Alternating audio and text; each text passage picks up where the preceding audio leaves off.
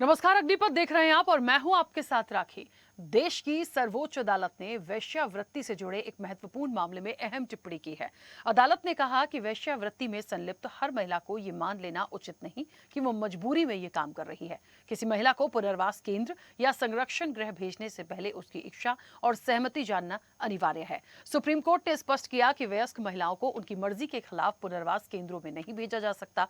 अदालत ने यह भी कहा कि यदि कोई महिला अपनी इच्छा से इस पेशे में है तो उसके मौलिक अधिकारों और व्यक्तिगत स्वतंत्रता का सम्मान किया जाना चाहिए। अदालत की टिप्पणी मानव तस्करी और जबरन देह व्यापार के मामलों से अलग संदर्भ में आई, जहां पीड़ितों के संरक्षण और पुनर्वास की आवश्यकता होती है। अदालत ने कहा कि सभी मामलों को एक ही नजरिए से नहीं देखा जा सकता और हर महिला की परिस्थितियों का अलग अलग आकलन किया जाना चाहिए। प्रज्वला बनाम भारत सरकार मामले में दाखिल एक आवेदन का निपटारा करते हुए जस्टिस जेबी पारदीवाला और आर महादेवन की बेंच ने यह बड़ा फैसला दिया है। इस आवेदन में वेश्यावृत्ति से मुक्त की गई महिलाओं के पुनर्वास की व्यवस्था को बेहतर बनाने की मांग की गई थी। सुनवाई के दौरान केंद्र सरकार ने इस बारे में बनाई गई योजनाओं और उनके अमल में राज्यों के प्रयासों की जानकारी दी थी। इस पर कोर्ट ने संतुष्टि जताई है।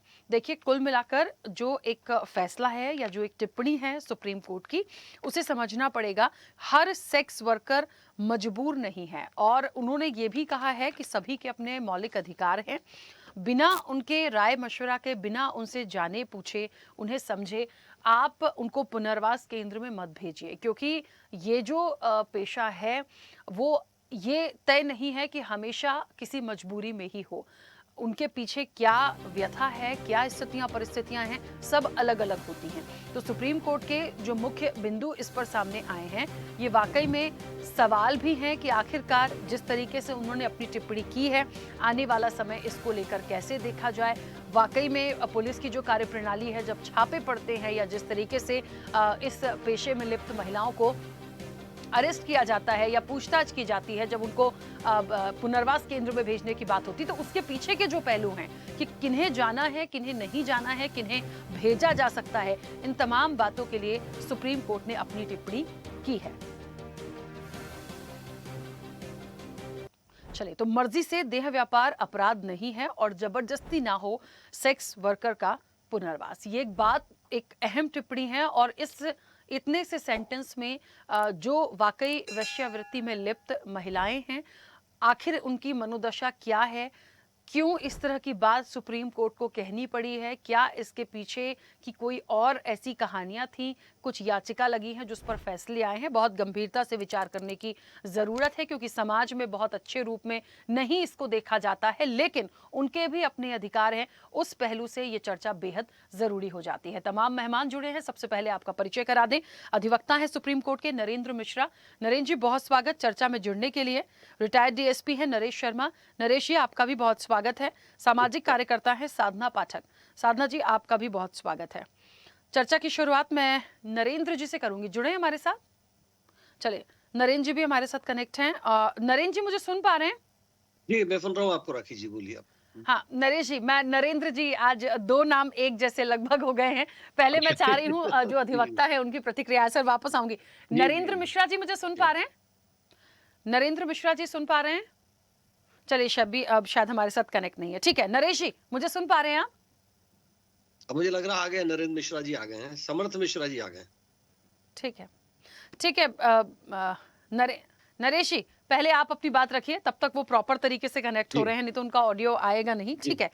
ये जो पूरा एक विषय सामने आया, सुप्रीम कोर्ट की टिप्पणी आई, एक छोटी सी प्रतिक्रिया तो सर सबसे पहले आपकी, कि कैसे आप इस टिप्पणी को या इस फैसले को देखते हैं? देखिए राखी जी, ऐसा है कि वेश्यावृत्ति एक अलग बात है और हिंदुस्तान का भ्रम है कि मुंबई में या पूना में या बड़े शहरों में सेक्स वर्कर्स को लाइसेंस दिया जाता है। हम्म। भारतवर्ष में ऐसा लाइसेंस किसी को नहीं दिया जाता। लाइसेंस अगर इनको मिलता है तो इस बात का मिलता है कि ये मनोरंजन करें, गाना बजाना करें, जिसको बोलते हैं कि मुजरा करें। मुजरे का लाइसेंस इन लोगों को मिल सकता है और मिलता भी है, केवल मनोरंजन के पॉइंट ऑफ व्यू से मिलता है। दूसरी तरफ आपने सुना होगा कि इमोरल ट्रैफिकिंग प्रिवेंशन एक्ट 1956 में लागू हुआ था। उसके 30 साल बाद फिर सीटा आया, separation of immoral trafficking act. फिर उसके 30 साल बाद में पीटा आया, prevention of immoral trafficking act. ये वही सेम एक्ट थे, लेकिन इनमें कुछ ना कुछ संशोधन होता गया। और फिर 2006 में एक बार संशोधन हुआ और वही आज के वर्तमान युग में भी, वर्तमान काल में भी वही पीटा लागू है हमारे यहाँ। उसकी धारा 3 से लेके धारा 8 तक के, जिसका प्रयोग हमने अपनी नौकरी के दौरान कई बार किया। उसमें प्रोस्टिट्यूशन, ब्रोदेल जो भी है, जो वैश्यालय है, वो कहाँ होना चाहिए, वृत्ति किन लोगों को करना चाहिए, मजबूरी में नहीं होना चाहिए वैश्यावृत्ति इसलिए प्रतिबंधित कर दी गई थी कि क्योंकि उसमें तीसरी पार्टी भी बहुत कमाई करती है, उसमें दलाल लोग कमाई करते हैं। वो प्रोस्टिट्यूशन ब्रोदल के जो मैनेजर होते हैं वो पैसा लेते हैं, मालिक पैसा लेते हैं, उनसे चौराहे पे खड़ा होकर इशारा करवाते हैं सार्वजनिक स्थानों पर। और एक बहुत ही, ये कहा जाए कि एक बड़ा भोंडा शो होता था, इसलिए वो prevention of immoral trafficking act लाया गया और वो बड़ा समाज के की दृष्टि से भी बहुत ही इंपॉर्टेंट है। उनके बच्चे भी हो जाते हैं, वो बच्चे लीगल होते हैं, इलीगल होते हैं, वो एक बड़ा गंभीर और बहुत विस्तृत चर्चा का विषय है। लेकिन उन बच्चों को भी उनसे अलग कर दिया जाता था, उनके लिए अलग स्कूल खोलने की बात हुई तो उस पर भी रिट पिटिशन लगी। अभी ये जो वर्तमान मामला हमारा, जिसमें सुप्रीम कोर्ट ने आदेश किया है, ये Buddhadeb Karmakar versus state of West Bengal का मामला था, जिसमें 2022 में गवई साहब ने, बोपन्ना साहब ने और एक और जस्टिस, इन 3 लोगों की बेंच ने आदेश किया, एक गाइडलाइन जारी की, एक उन्होंने दिशा निर्देश दिए कि उन्होंने ये कह दिया कि वेश्यावृत्ति एक पेशा है। अगर कोई सेक्स वर्किंग कर रहा है तो इट इज ए बिजनेस, और उनका कमर्शियल बिजनेस नहीं होना चाहिए। कमर्शियली अगर कोई करता है तो ये आपत्तिजनक है। फिर उज्ज्वला की जिनकी बात कर रहे हैं आप, प्रज्वला एक एनजीओ है। उस प्रज्वला ने 2004 में एक रिट पिटिशन दायर की थी सुप्रीम कोर्ट ऑफ इंडिया में। उस पे 22 साल बाद ये निर्णय आया। उस 22 साल के इस निर्णय में 2022 का जो आदेश था गवई साहब का और बोपन्ना साहब और उनके एक और अन्य जस्टिस का, मतलब 3 लोगों का जो आदेश था, उसी में थोड़ा सा संशोधन किया उन्होंने। और संशोधन करके अब उन्होंने 142 के अंतर्गत कॉन्स्टिट्यूशन की आर्टिकल 142 में एकदम उसको प्रतिबंधित कर दिया कि आप 3 महीने के अंदर अपने अधीनस्थ सभी स्टेट्स को बताएं कि ये होना चाहिए। सहमति के से अगर कोई सेक्स वर्किंग हो रही तो वो अपराध नहीं है। उनको जबरदस्ती आप सुधार गृह में मत भेजिए, उनको जबरदस्ती आप संरक्षण गृह में मत भेजिए। मीडिया को भी उन्होंने निर्देशित किया कि मीडिया भी उनका आइडेंटिटी को डिस्क्लोज नहीं करें, उनकी प्राइवेसी का पूरा ध्यान रखा जाए। फिर उन्होंने प्रशासन से भी कहा कि उनका अगर राशन कार्ड नहीं है तो उनका राशन कार्ड बनाया जाए, उनका पैन कार्ड नहीं है तो उनका पैन कार्ड बनाया जाए, उनका आधार कार्ड बनाया जाए, उनका वोटर आईडी बनवाया जाए। ये सब इस प्रकार के निर्देश दिए उन्होंने। और उसमें हवाला दिया उन्होंने आर्टिकल 21 का इंडियन कॉन्स्टिट्यूशन के, कि इनको भी सम्मान पूर्वक जीने का अधिकार प्राप्त है। मैं आपको एक छोटा सा उदाहरण देना चाहूंगा मेरे सेवा काल का। जो लोग जबलपुर के बारे में जानते हैं उनको मालूम है, यहाँ एक बेलबाग एक थाना है। मेरी वहां 2 बार एसएचओ पोस्टिंग रही, 2 बार मैं वहां का टीआई रहा। वहां पर इस प्रकार का लाइसेंस, जिसका मैंने अभी शुरू में जिक्र किया था कि मनोरंजन के लिए गाने बजाने का लाइसेंस उनको प्राप्त होता है, लेकिन उस लाइसेंस की आड़ में तथाकथित रूप से सेक्स व्यापार भी होता था, या ऐसा कहा जाता था कि हो रहा है। उन्होंने उनमें से कुछ लोग बाहर चले जाते थे, दुबई चले जाती थी महिलाएं, और अन्य स्थानों पे जाकर वहां पे नाच गाना भी करती थी और देह व्यापार भी करती थी। मुझे लगा कि ये तो बड़ा गड़बड़ है। उन्होंने जब पासपोर्ट के लिए एप्लीकेशन दी, बहुत सारे लोगों ने एक ग्रुप बना के, तो मैंने उसमें आपत्ति प्रकट कर दी कि हम पासपोर्ट इनको नहीं देंगे, क्योंकि थाना प्रभारी की रिपोर्ट, टीआई की रिपोर्ट उसमें लगती है। उसमें मैंने आपत्ति जारी कर दी। तो एक अखलाक साहब हुआ करते थे आज तक में, मैं आपको सन 1997-98 की बात बता रहा हूँ। उन्होंने एक स्पेशल कार्यक्रम चलाया कि देखिए दरोगा की दादागिरी, ये उनको नागरिकों को पासपोर्ट नहीं लेने देना चाह रहा हिंदुस्तान के नागरिकों को। तो हमने उसमें जो पासपोर्ट का पहले पेज पे राष्ट्रपति महोदय द्वारा, महामहिम राष्ट्रपति घोषित करते हैं, पहले पेज पे आप देखिएगा, उसमें लिखा होता है कि मैं भारत का राष्ट्रपति इस प्रपत्र के धारक को विश्व में कहीं भी अनुमति के साथ भ्रमण करने का, सम्मानजनक भ्रमण करने का अधिकार प्रदान करता हूँ। तो मैंने उसमें फिर उन्होंने कोर्ट में भी रिट पिटिशन लगाई। मैंने कोर्ट में कहा कि साहब मैंने तो इसलिए आपत्ति लगाई क्योंकि महामहिम राष्ट्रपति इन पे बहुत विश्वास कर रहा है, और ये बाहर जाके अगर कोई ऐसा कृत्य करते हैं जिससे हमारे देश की छवि धूमिल होती है, तो फिर ऐसे लोगों को पासपोर्ट नहीं दिया जाना चाहिए। मुझे बड़ा प्रसन्नता है ये बताने में कि कोर्ट ने मेरी इस बात को माना और मेरे उस निर्णय का उन्होंने समर्थन किया। मैं कहना ये चाह रहा हूँ कि इसको, सेक्स वर्किंग को, अगर सुप्रीम कोर्ट ऑफ इंडिया कह रहा है कि नहीं ये लीगल है, तो इसमें फिर तमाम प्रतिष्ठाओं का ध्यान रखना पड़ेगा। बिल्कुल। इसके साथ-साथ कई अपराध भी कारित होते हैं। अब हम देखते हैं, आए दिन देखते थे कि रोड पे खड़े होके कोई भी महिला किसी भी ट्रक वाले को हाथ दे के रोक रही है, ठीक उनके है। साथ कभी बैठ जाती थी और उनके साथ में गंभीर अपराध भी हो जाते थे। हुँ। तो इन सब बातों का भी ध्यान रखना पड़ेगा।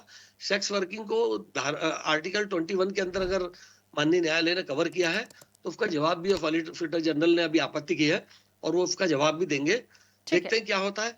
अंततः तो फिर सुप्रीम कोर्ट हमारी सबसे बड़ा न्यायालय है, सबसे बड़ा न्याय का मंदिर है, उसका आदेश का पालन करना ही होगा सबको। ठीक है, नरेश जी मैं वापस आऊँगी। मुझे लगता है नरेंद्र जी और चीज़ों को स्पष्ट करेंगे। देखिए 2 बातें तो स्पष्ट हैं। देह व्यापार और मर्ज़ी से देह व्यापार, दोनों बातों में अंतर है।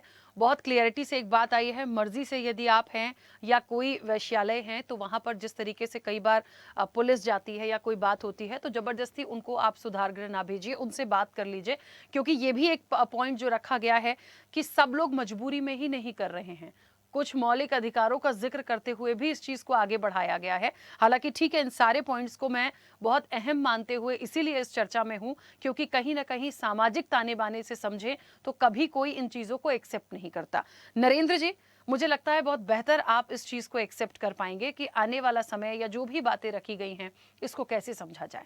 देखिए इसमें 4 चीज़ों को पहले समझना है।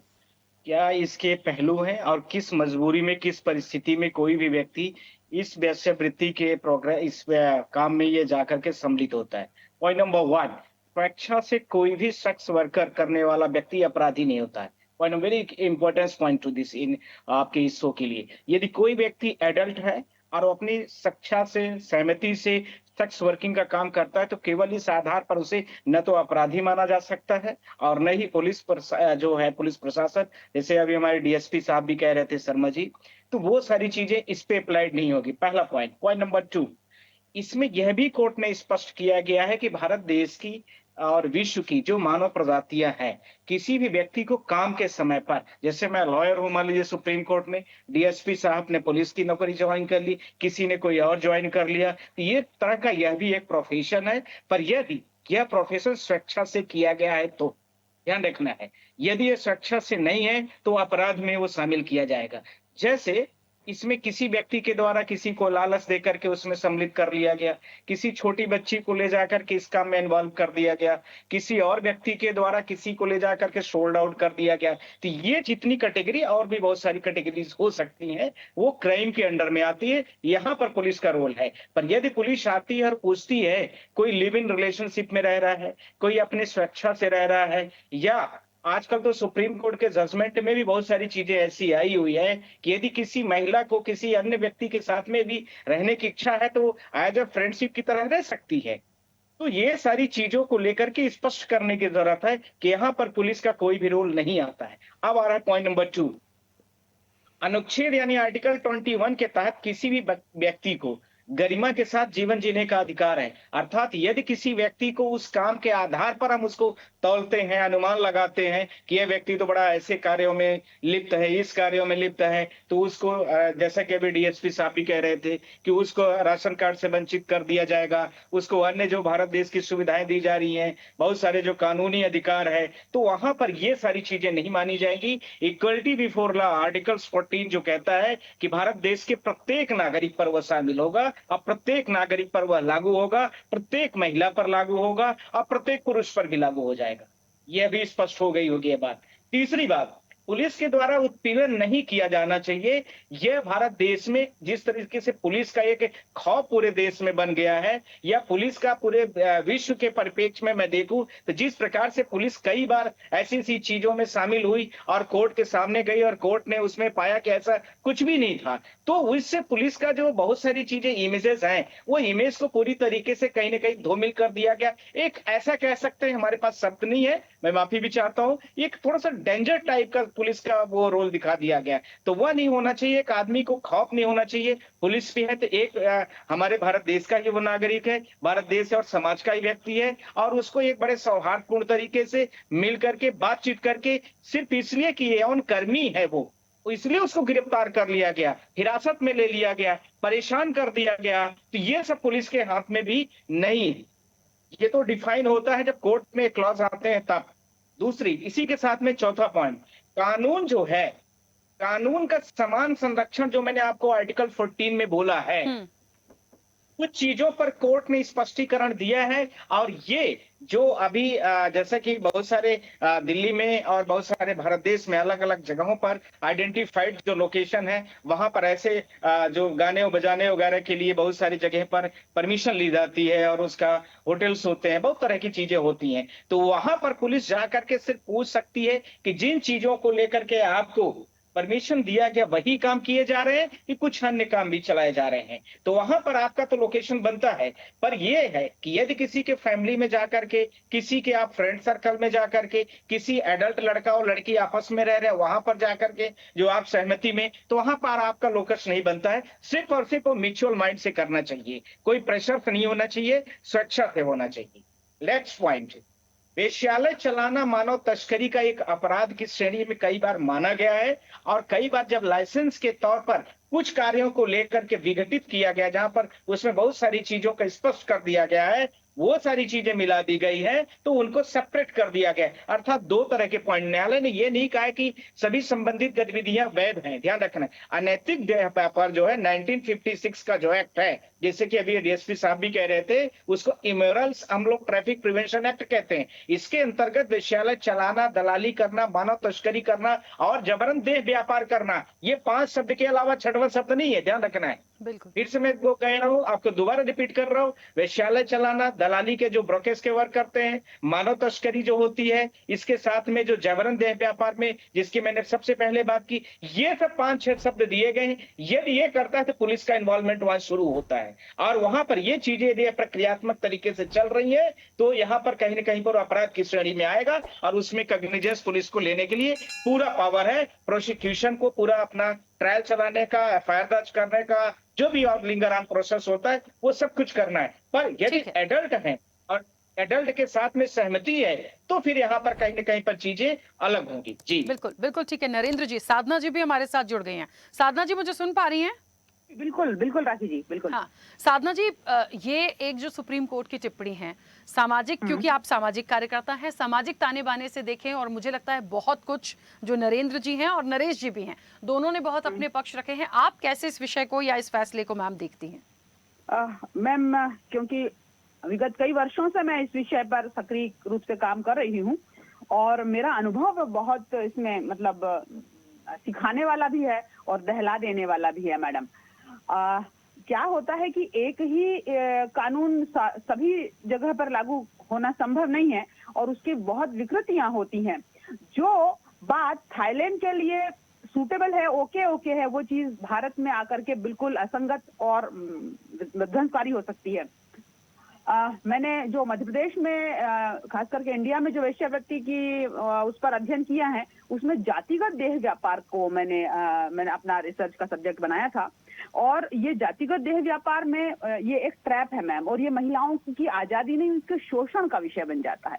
और बहुत छोटी जो बालिकाएं हैं और बहुत छोटी बच्चियां हैं जिनकी डिमांड इस फील्ड में बहुत ज्यादा है, और उनके साथ शोषण, उनका ट्रैफिकिंग और उनके साथ एट्रोसिटी, इसकी कहानियों से पूरा ये आप देखिए कि मुरैना, चंबल का क्षेत्र है, चाहे इधर मंदसौर और आपका रतलाम तक का क्षेत्र है, या अन्य जो भी लगभग 36 ऐसी जातियां हैं जो डिनोटिफाइड ट्राइब्स है, जिनमें वेश्यावृत्ति जो है वो लीगल है, या कहा जाए कि परंपरा है, लीगल भी नहीं कहेंगे, वो तो उनके लिए मैंडेटरी है, धर्म है उनके लिए।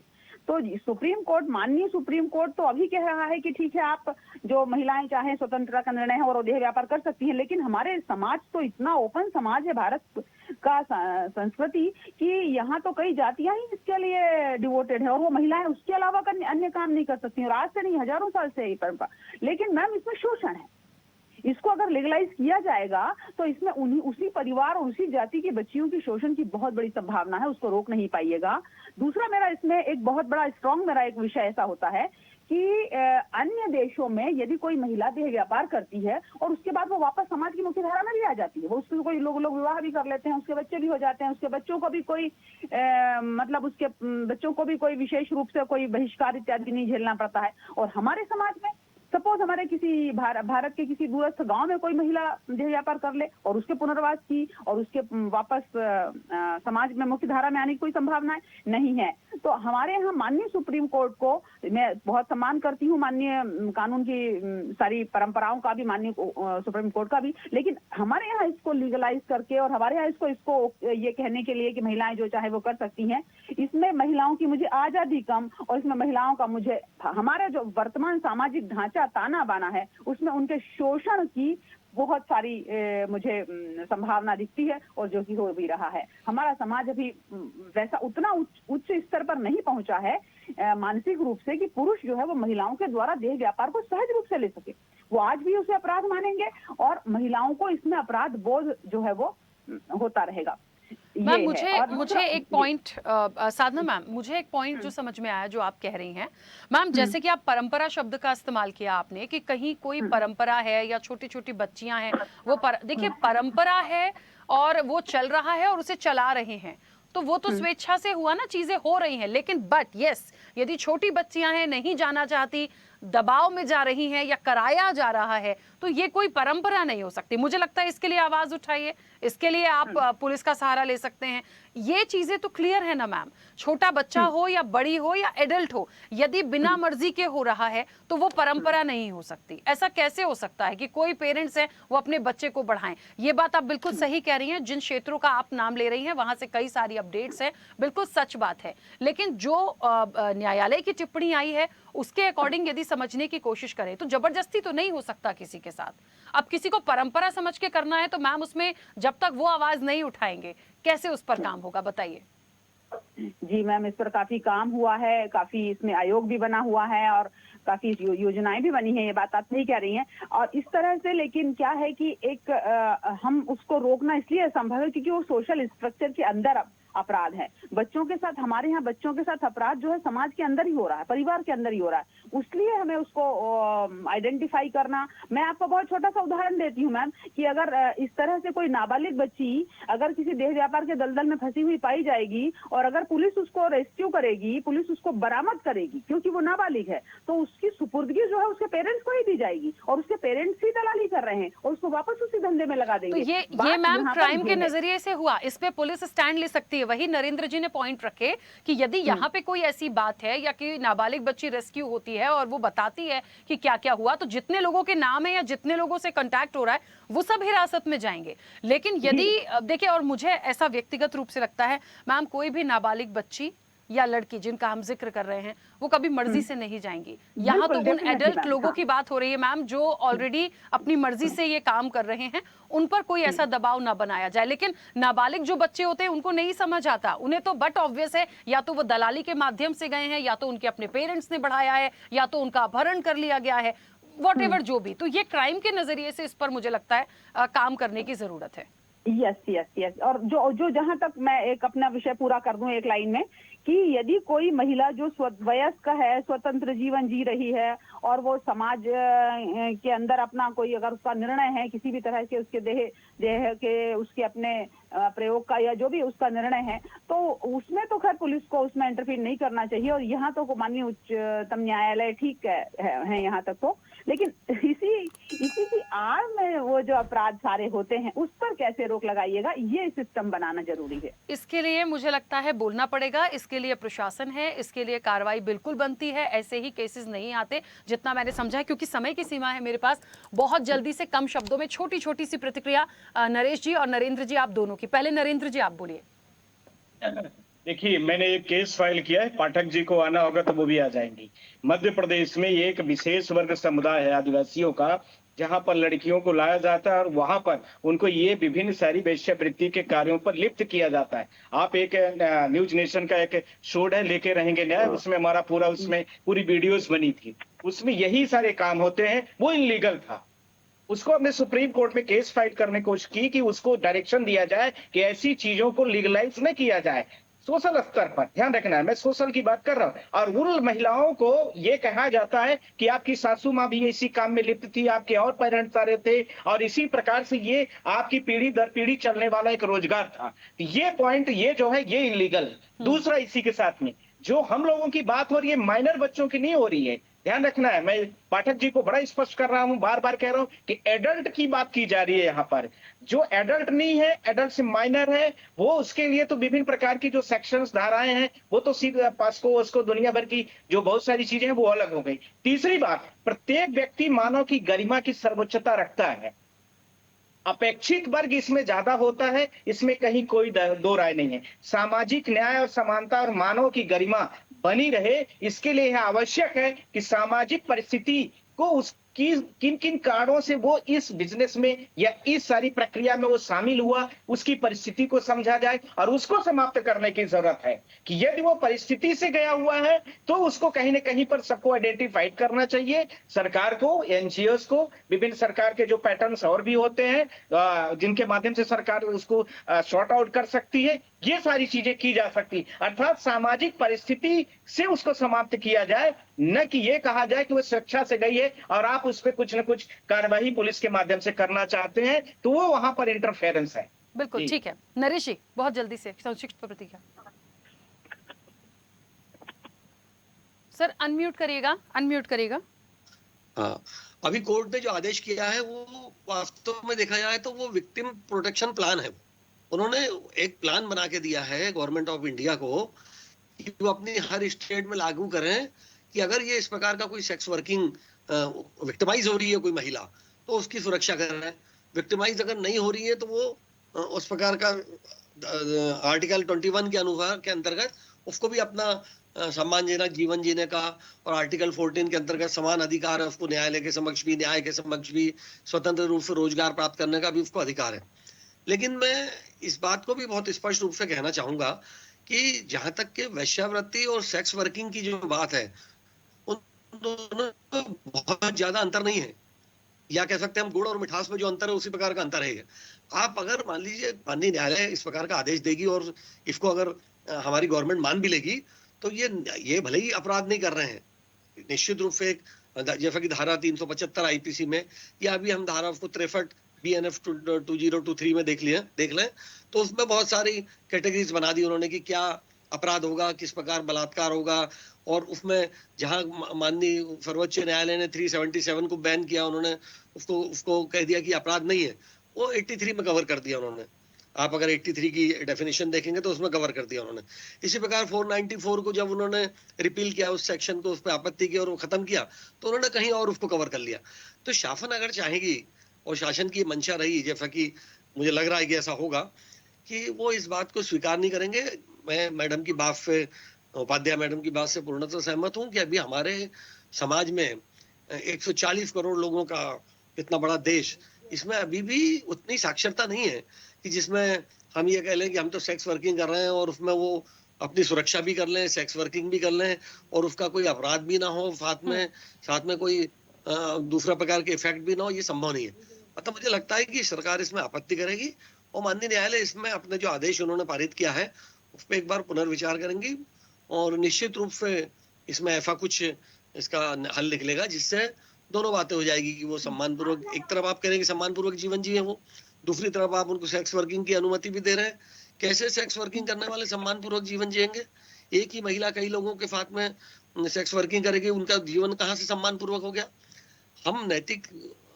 हमारा राष्ट्र एक नैतिक राष्ट्र है, हम लोग रूल ऑफ लॉ को मानते हैं, रूल ऑफ जस्टिस को भी मानते हैं, लेकिन हमारी नैतिकता एक अलग प्रकार की, जैसा मैडम ने कहा कि और जगहों पे दूसरी बात है ना, हमारे यहाँ इसको अलग तरीके से विचार किया जा सकता है। ठीक है नरेश जी, मुझे ऐसा लग रहा है ये विषय बहुत बड़ा है और एक्चुअली वाकई बहुत बड़ा है, पर समय की सीमा। कुछ कहना चाह रहे हैं पॉइंट जल्दी से? नरेंद्र जी कुछ कहना चाह रहे हैं, प्लीज जल्दी से। करेक्ट। लास्ट पॉइंट ये है कि जो शर्मा जी कह रहे हैं, इसको शॉर्ट आउट करने के लिए सिर्फ दो रास्ते हमारे पास अभी करंट में। सामाजिक आर्थिक परिस्थिति की वजह से कोई व्यक्ति जाता है तो उसको हम वेट वॉच कर सकते हैं। दूसरा, मैंने आपको बोला है कि किसी भी व्यक्ति में यदि इस तरह की संलिप्तता बढ़ रही है या बढ़ने की कोशिश की गई है या करने के कदम बढ़ा रहे हैं, तो उसकी सामाजिक परिस्थिति को आकलन करना आवश्यक है कि किसी आर्थिक बहुत बड़ी परेशानी की वजह से तो नहीं जा रही है या और कोई कारण है। इसके आधार पर यदि कोई चीजें निकल के आती हैं तो मुझे लगता है कि अपेक्षित वर्ग और जो जिस तरह से प्रक्रिया बढ़ रही है उसमें कहीं न कहीं पर शॉर्ट आउट किया जा सकता है। बिल्कुल ठीक है, चलिए क्योंकि समय की सीमा है। चलता रहेगा। हाँ सर, समय की सीमा है, फिर कंटिन्यू करेंगे इस विषय, हालांकि बड़ा है। आप सभी का बहुत शुक्रिया इस चर्चा में जुड़ने के लिए। देखिए, सामाजिक ताने बाने को कहीं ना कहीं ये पूरा सब्जेक्ट जोड़ता है। इतना आसान भी नहीं है उसे एक्सेप्ट करना, लेकिन हम उसे छोड़ भी नहीं सकते, क्योंकि मर्जी से यदि कहीं कोई बात आ रही है तो ये पहले भी कई सारे नियम में बात सुप्रीम कोर्ट कह चुका है, और आज भी, क्योंकि वेश्यावृत्ति को लेकर जो उन्होंने बात करी, जो पॉइंट रखे हैं, उसको बहुत गंभीरता से समझने की जरूरत है। यहाँ मर्जी से जो बात है उसका एक अलग ही मीनिंग है जो इस चर्चा में निकल कर आया। और वाकई पुलिस जब इस तरह से जो अपनी मर्जी से इस तरह के कार्य कर रहे हैं, उनकी क्या स्थिति परिस्थिति है, उनको परेशान ना करें, वहां इन्वॉल्वमेंट नहीं होता। लेकिन हाँ, जब कोई नाबालिग का केस होता है या कोई दलाल का केस होता है या कोई अपहरण का केस होता है, उन्हें जबरदस्ती, जहां जबरदस्ती शब्द आ जाता है, तब वहां पे क्राइम का एक इंटरफेरेंस होता है। तो इस विषय को समझने की जरूरत है। चर्चा में इतना ही। बने रहिए स्वदेश न्यूज के साथ। सबसे पहले देश। ऐसे ही वीडियोस के लिए लाइक करें, शेयर करें, फॉलो करें। YouTube पर जाकर सब्सक्राइब कर बेल आइकन दबाना ना भूलें, और ताजा अपडेट्स के लिए स्वदेशलाइव.com पर जरूर जाएं।